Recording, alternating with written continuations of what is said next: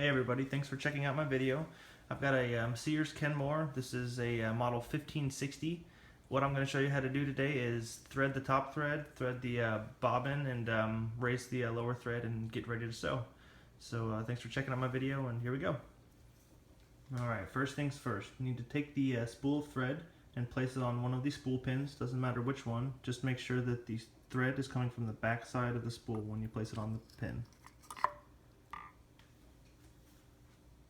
Then you're gonna draw the thread through the rear thread guide, and also through the top thread guide,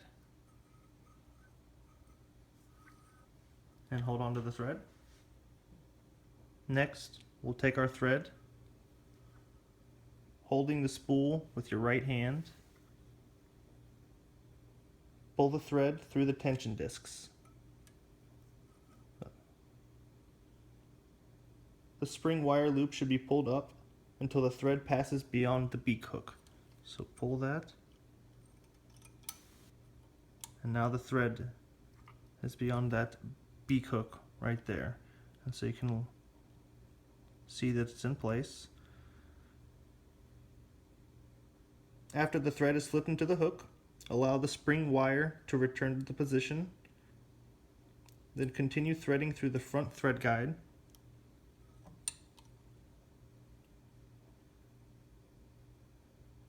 Hook the thread into the take-up arm.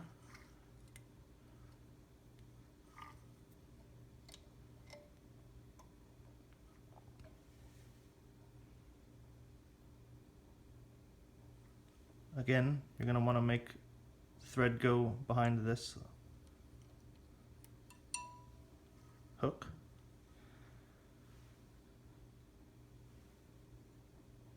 There's a small slot to slip the thread into. Step before you thread the needle is to thread the thread through one more guide.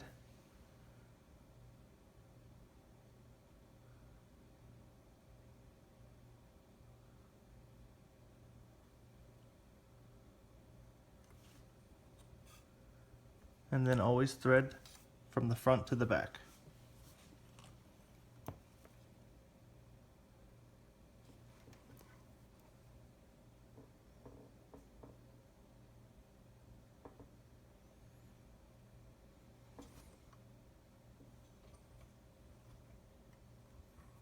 Alright, now we have the top thread threaded, and we are ready to take up the bottom thread.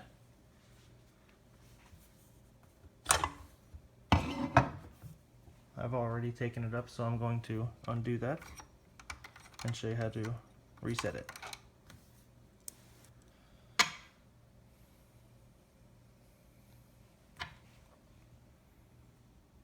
You have your bobbin case, you have your bobbin, and when you put the bobbin in the bobbin case, make sure the thread is coming from the left side of the bobbin. Get it in that groove and pull the thread up until it's in that slot. And we're ready to go. With this facing upwards, place it into the correct position. It snaps into place. Pull about 3 to 4 inches of extra thread out and close the plate. While holding the upper thread with your left hand, turn the wheel towards you, one rotation. Once you've turned it, you can pull the upper thread and you'll bring out a loop. With that loop, that's your bottom thread. Pull it out, and we are ready to sew. Easy as that. So thank you for checking out my video. I'll show you a couple different patterns that it can do as well. Be sure to like this video, and I do have this machine for sale at my eBay store. It's called Collectibles and Replacements. Please subscribe and follow me if you'd like future updates and cool other sewing machines just like this one. Thank you.